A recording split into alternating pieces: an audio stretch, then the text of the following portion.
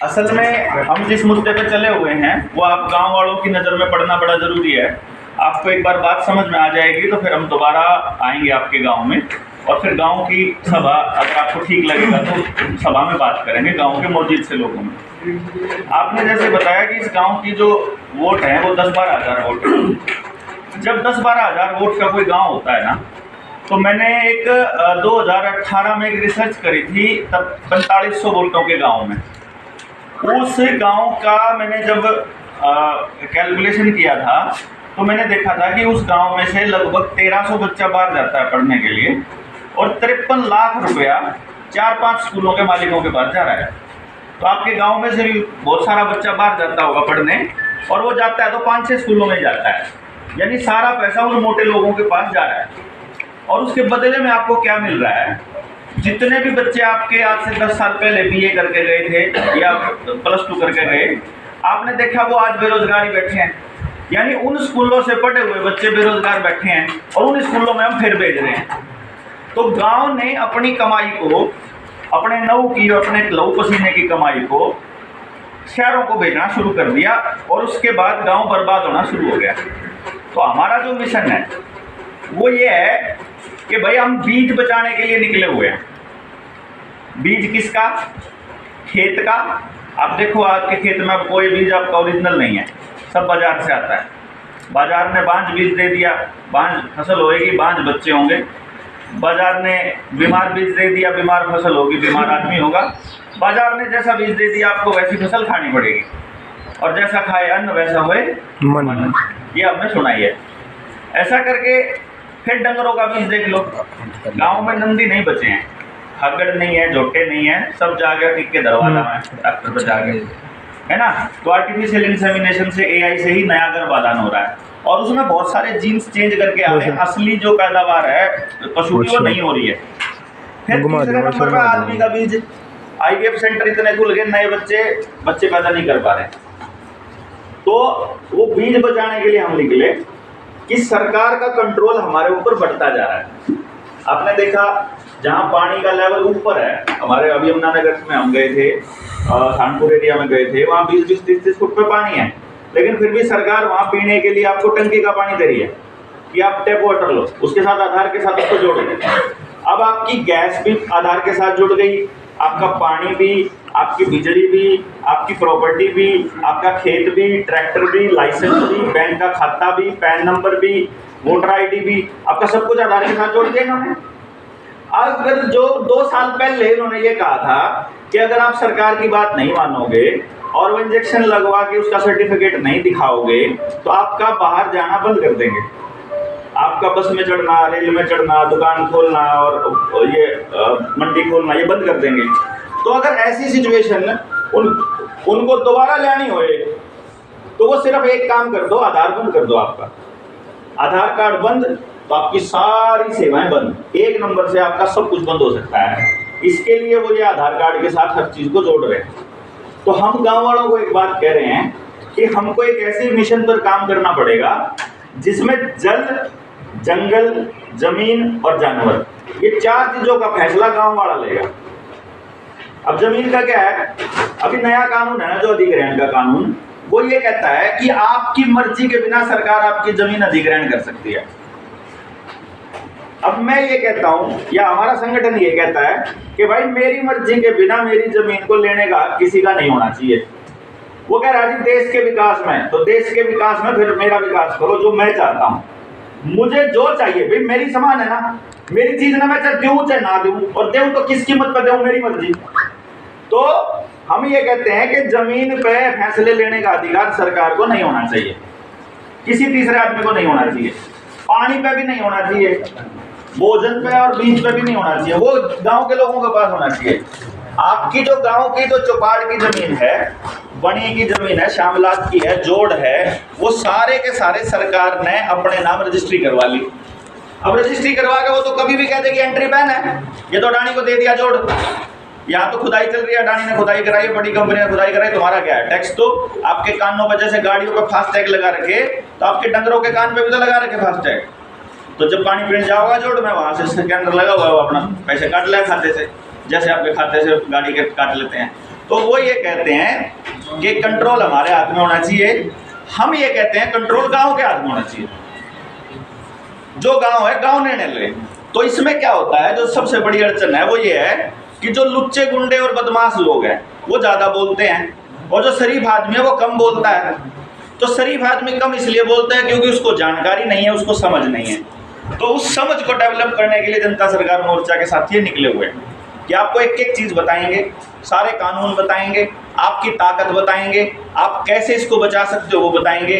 आपका 53 लाख तो मैंने उस गांव का किया था, अगर यहाँ 10,000 है तो ये समझो आपका लगभग 1.25 करोड़ 1.5 करोड़ साल का, सॉरी महीने का बाहर जा रहा है।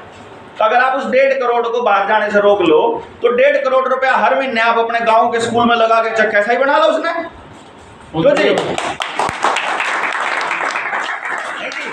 हम नहीं कह रहे 1.5 करोड़ हमने दो हम कराएंगे, हम ये कह रहे हैं वो 1.5 करोड़ रुपया उधर मत जाने दो बाहर प्राइवेट स्कूलों में। आप बनाओ कमेटी और बताओ कि हम अपने गांव में, और फिर आप देखो केरल का बच्चा भी वही पढ़ रहा है पढ़ाई, पहाड़ का बच्चा भी, राजस्थान का बच्चा भी, हमारा हरियाणा का भी। अरे भाई हमारे हरियाणा में जो हमारा संस्कृति, हमारा जो संस्कार है, हमारी जो परंपरा है, उसके हमारी जो जरूरत है गाँव की, उसके हिसाब से बच्चा हमको तैयार करना चाहिए। हम तैयार कर रहे हैं अपने बच्चों को गुलाम बनाने के लिए, नौकर बनाने के लिए। तो हम जो चले हैं वो ये चले हैं कि मालिक बनाना हमारी प्राथमिकता है, और किसान को गरीब रखा गया, किसान को मतलब मजबूर रखा गया। आपको एक चीज़ और हम बताते हैं रेगुलरली, जिसकी वजह से हमारे को डंडे पड़े हैं, जिसकी वजह से सरकार की नज़रों में हम आए हुए हैं। वो क्या है कि हमारे को बैंकों ने लिख के दे रखा है एक बार। वो क्या लिख के दे रखा कि हमारे देश में जो ये नोट चले हुए हैं ना, ये नकली है। 2 तरह के नोट है भारत में, एक 1 रुपए का नोट है और एक बाकी के सारे नोट है। जो 1 रुपए का नोट है उस पे लिखा हुआ है भारत सरकार, 1 रुपए के नोट पे। अभी देखना सारे साथी जिनको नहीं पता था वो देखना, 1 रुपए के नोट पे लिखा है भारत सरकार, और बाकी के सारे नोट पे लिखा है भारतीय रिजर्व बैंक। और 2019 की मद्रास हाईकोर्ट का यह फैसला है कि जो आरबीआई है और सारे बैंक वो प्राइवेट है, वो सरकारी नहीं है। तो अब हमने देखा कि इसका मतलब एक नोट तो है सरकार का, भारत सरकार का, और बाकी के हैं प्राइवेट। तो फिर उनकी कीमत का कैसे पता चलेगा कि उन दोनों की कीमत बराबर होनी चाहिए? भाई 1-1 रुपए के 5 नोट और 5 रुपए का नोट बराबर है, हमको ये बताया गया, बचपन से हमको ये सिखाया गया, लेकिन असलियत ऐसी नहीं है। आपने अगर गौर किया हो, हमारे बड़े बुजुर्ग एक बात कहा करते कि सरकार उतने ही नोट छाप सकती है जितना सरकार के पास सोना रखा है। सुनिए आपने सुनिए जी बुजुर्ग, सुनिए ना, वो सोना कितना सोना है वो किसी गांव वाले को नहीं पता, वो किसी किसान को नहीं पता। वो सोना है जी 1 रुपए की कीमत, जो भारत सरकार का 1 रुपया है उसकी कीमत है 777 मिलीग्राम सोना, 24 कैरेट का।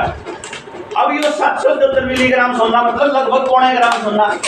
ये जो 0.25 ग्राम सोना है, ये जो 0.25 ग्राम सोना है, ये जो दूसरे नोट है ना बाकी के जो आपके मोबाइल में और बाकी के नोट है, ये उनमें 6,000 रुपयों में आता है। इसका मतलब प्राइवेट कंपनी के बनाए हुए रुपये 6,000 और भारत सरकार का 1 रुपया बराबर है। समझ गए? यानी कि आप हिसाब लगाओ अपने उस टाइम का, इस टाइम का जब आप लोग बचपन छोटे थे, जितना सामान आज आप 6,000 रुपए में ला रहे हो ना, उतना सामान पहले 1 रुपये में मिला करता। चावल, गेहूं, मतलब उसका रेट आप कैलकुलेट करके देखोगे तो आपको पता चलेगा 1970 में 50 रुपए का 1 क्विंटल गेहूं होया करता, और जो सोने का रेट था उसमें 3.25 ग्राम सोना मिला करता, 2.7 ग्राम। उतना ही सोना आज 14,000 रुपए में मिलता है, 15,000 रुपए में। यानी आज अगर वही रेट रखा जाए गेहूं का किसान के लिए सोने के मुकाबले, तो लगभग 15,000 रुपए प्रति क्विंटल होना चाहिए। तो मतलब ठगा जा रहा है किसान को। असलियत में जो ये 2,000 रुपए देने की कोशिश कर रहे हैं, ये हमने तो असली सोच रहे हैं इनको, और ये हमको नकली दे रहे हैं। डॉक्टर साहब इसका उपचार उपचार है जी, इसका उपचार ये है जी इस पे लंबी चर्चा की जरूरत है, सवाल जवाब की जरूरत है। मतलब पूरे गांव के लोग 2-2, 4-4, 5 घंटे पूछो, बस पूछ ही जाओ जब तक पूरा सेटिस्फाई ना हो जाओ। और जब सेटिस्फाई हो जाओ कि हम ठीक रास्ते पे हैं और अपन काम के लिए कराएं, फिर कराएंगे कैसे, फिर उस पर काम कराएं। देखो पहले तो समस्या समझ में आनी चाहिए प्रधान जी, है कि नहीं? पहले पूरी समस्या समझ में आ जाए। समस्या समझ में आ गई, उसके कारण समझ आ लो। अब जब कारण निकाल दो तो भी समस्या खत्म हो सकती है। फिर जो समस्या खत्म होगी तो नई व्यवस्था कैसे बने, उसके लिए व्यवस्था समझ में आनी चाहिए कि हमको कैसी चाहिए। हम ऐसी व्यवस्था के लिए चल रहे हैं जिसमें किसी का भी शोषण ना हो। तो जिसमें किसी का शोषण ना हो व्यवस्था कैसी होगी वो गांव वालों को पहले से पता है, क्योंकि आज से 50 साल पहले, 40 साल पहले वैसी व्यवस्था में आप जिया करते जिसमें आप किसी का शोषण किया नहीं करते। मोदी जी तो अमीरी गरीबी समस्या तो जब से देश आजाद हुआ, जब भी अमीरी गरीबी अलग है, शोषण अलग है। देखो किसी के पास ज्यादा धन पैदा होता ही मिल गया और किसी के पास कम मिला, कोई राजा के घर पैदा हुआ, कोई गरीब आदमी के घर पैदा हुआ, वो अलग चीज है। बात है अगर गरीब आदमी है कोई, उसकी सुनवाई तो हो ना भाई। चलो पहले से समस्या आ रही है इसका ये मतलब नहीं है कि इलेक्शन चल रहा है, आप बताओ फिलहाल के लिए बताओ आप क्या करेंगे। अब तो इलेक्शन के बाद जरूरत तो अब कर रही है यार, वो डिसीजन तो आप ज्यादा बढ़िया रहेगा। तो देखो डिसीजन ये चुनाव, ये जल्दबाजी में लिए जाने वाले डिसीजन नहीं है जी। जब व्यवस्था बिगड़ती है तो भी बहुत साल लगते हैं और जो बढ़ती है तो भी कई साल लगते हैं। तो हम तो परमानेंट समाधान की तरफ चलने वाले लोग हैं। अगर किसी को क्विक ऐसे चुटकियों में समाधान चाहिए, भाई तुम मेरा साथ दे दो मैं कर दूंगा, नहीं। आपका गांव है, आपकी समस्या है, उसका समाधान गांव कर सकता है, बाहर का कोई आदमी नहीं कर पाएगा प्रधान जी। गांव के लोगों को पहले समझ में आना चाहिए कि समस्या ये है और इसका समाधान ये है, और वो समाधान गांव को करना पड़ेगा। हाँ, उसको करने के लिए गांव के लोगों को जो संसाधन चाहिए, जैसे बच्चे चाहिए, जैसी ट्रेनिंग चाहिए, वो हम दिलवा देंगे। मतलब भाई एजुकेशन का है, मेरे पे एक ऐसी विद्या है, मैं आपको बताता हूँ। मैं 3 साल की उम्र से लेकर और किसी भी बच्चे के बारे में नहीं बता सकूं कि यह बच्चा परमात्मा ने इस गुण के साथ पैदा कर रखा है, परमात्मा ने इस बच्चे को ऐसा काम करने के लिए बनाया है। तो मान लो आप पूरे गांव को सभी बच्चों के बारे में पता चल जाए तो मिलकर आप उस बच्चे के लिए सारा इंतजाम काम में कर सका, सबके लिए हो सके नहीं, क्योंकि अकेले अकेले के आप कुछ कर नहीं पा रहे हो। सिर्फ एक ही लाइन है किसान के पास, तो पढ़ ले पढ़ ले पढ़ ले, और पढ़ के कुछ नहीं हो रहा। पढ़ के हो तो नहीं रहा थी। इससे पहले बड़ा हिसाब लगा लो पूरे गांव में अगर 2000 बच्चा होगा, क्या हो गया, 1-2 बच्चों को नौकरी मिलेगी तो मिलेगी, नहीं मिली तो फिर 5 साल नोटनबाड़ी में 100 रुपया दिया आपने, वो 100 का अगर हमें 100 का सामान मिल रहा है तो वो कागज का हो, सोने का हो, चांदी का हो, और से हमें क्या लेना। हाँ, ये आपको समझना है। मान लो आप 6000 रुपए का सामान जो बाजार से लेके आते हो ना, हाँ। वो 6000 रुपए का सामान नहीं है, वो 1 रुपए में मिलना था आपको। हो रहा है। आप एक काम करो, आपको सच्चाई का पता चल जाएगा। पढ़ा लिखा हो चाहे अनपढ़ हो, 100 रुपए लेकर चले जाओ बैंक में, 100 का नोट, और बैंक वालों से ये पूछ लो कि मेरे ये 100 रुपए दे दो जो इस पे लिखा हुआ है, मैं धारक को 100 रुपए अदा करने का वचन देता हूँ, लिखा हुआ है ना, उसको बोलो ये दे दो मेरे 100 रुपए। वो 100 रुपए का नोट है, पर्ची है, वह 100 रुपए नहीं है। जैसे पर्ची पे लिख दिया 20 चाय, अब वो चाय नहीं है लेकिन उसमें चाय लगी छुपी हुई है, आप जब उस पर्ची को दोगे तो उसमें चाय मिल जाएगी उसके बदले।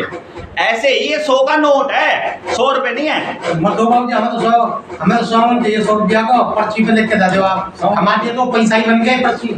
आपने पर्ची लिख के दे दी है, पर्ची ले जाओ। देखो आज के प्राचीन समय में पहले जो पैसा नहीं जगह में क्या चलता था, आप समझे ज्यादा, सोना भी चलता था, चांदी भी चलती थी, सामान भी चलता था, और वो अपना प्रेस कॉन्फ्रेंस के लिए भी तो बैठे होंगे, वो वेट कर रहे होंगे। 11:30 का टाइम दिया था, 11:30 तो अब फिर आ जाएंगे। गाँव में एक बड़ी सभा कर लो, आप गाँव में मीटिंग कर लो, आप फिर आ जाएंगे सभा करने के लिए, है ना। ठीक है।